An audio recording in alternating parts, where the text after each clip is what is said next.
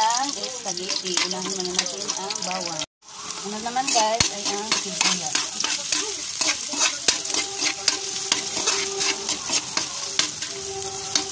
Tapos naman guys ay ang giniling.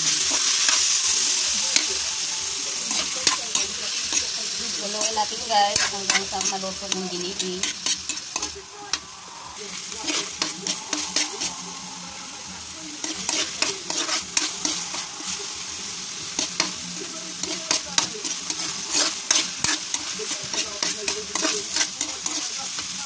So, ayun na guys, nung naluto na yung giniling ko guys, ay hindi ko na pinakita sa inyo, nilunod ko na rin yung tomato paste niya.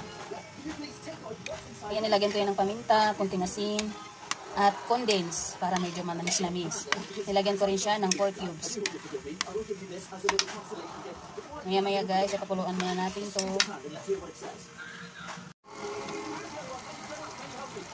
So, ayan na guys, nilunod ko na yung ating hotdog, para mas lalong sumarap yung ng sauce ng ating spaghetti. Yan, kumukulong-kulo na yan yung sauce niya. Yan, marami siyang giniling. Request kasi yung damulag ko guys. Gusto daw niya ng spaghetti na magluluto daw ako. Magluluto ako kahit walang birthday.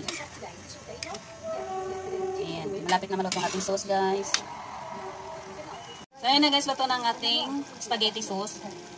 So maya guys, ang pasta na naman ang isusunod ko. Ayan. Luto na siya guys. Ready na po ito para sa ating pasta. Ayan. Ang aking pasta guys, pagkatapos kumulo ay nilunod ko na. Ayan, madali lang naman mag-spaghetti, kaya lang kailangan ng proseso ng dahan-dahan.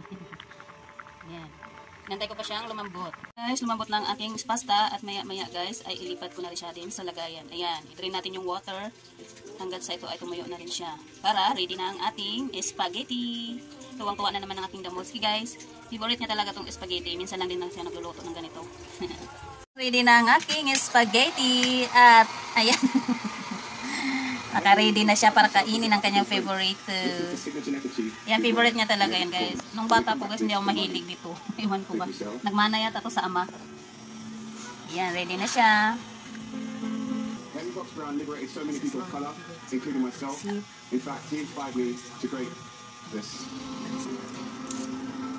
Nabatay nga yung ngiti niya guys kasi ginawan ko na siya ng kanyang favorite.